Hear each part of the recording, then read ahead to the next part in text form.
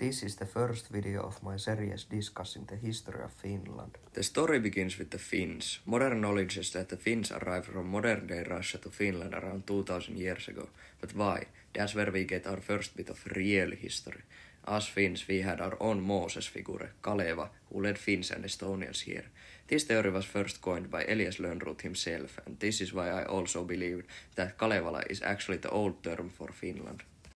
Finland, on the other hand, is first mentioned in the English poem Vitsit, where it is said that the Kaelek rules over the Finns. I assume this is just Kaleva being raised to be a figure larger than life, a millennia after his death. Well, how was life in this ancient Kalevala? Well, not a caveman's life, that's for sure. We had some kind of kingdoms, as Greeks frequently came over here, called our home Hyperborea, and the mythological Saari Ultima Thule, which might have been Hailuoto, but since the Russians killed any possible Kalevala singers there in the Great Wrath, we will never know a large portion of North Finnish history. In southwest Finland, some sort of kingdom was formed, as the king of the Finns is mentioned in a bunch of texts, and this is the area originally called Finland or Suomi.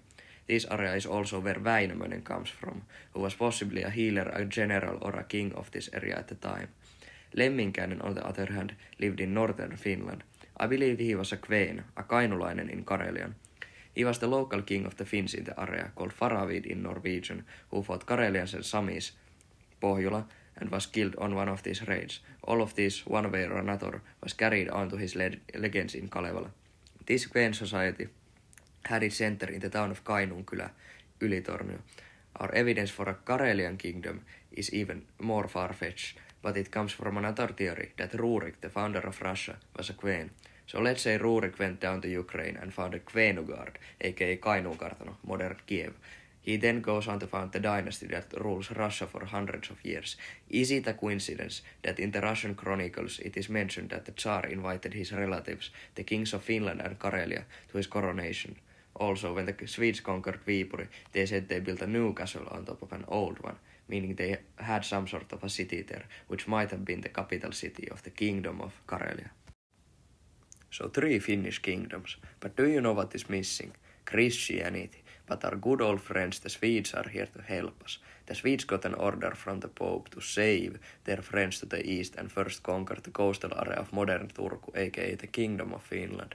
Apparently they converted the whole of southern Finland, but in 1237 the people of Häme revolted, going back to their pagan ways and abandoning Swedish rule.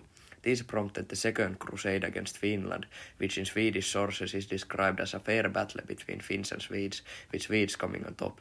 In order to destroy Finland for good, they landed in Viipuri, destroyed the Karelian city, built a new castle and translated the old name into Viborg. The last people to fall under the Swedes were the Kveens, who peacefully ceded their rule to Stockholm.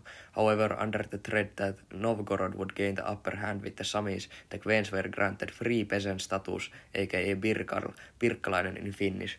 These Birkarls were fine with serving their Swedish overlords, as they had almost the same autonomy as in their times of independence. Their base of operations, however, moved further south into Vojakkala. In the 1500s, however, the Swedes finally appointed their own officials for Sami affairs, taking control of the Kveens, killing the last free Finnish state. The Swedes treated us harshly. Our leaders were executed and our castles burned to the ground. The Finnish people were stripped of their pride and their heritage. That is why Finns are perhaps the most rule-obedient people in the world.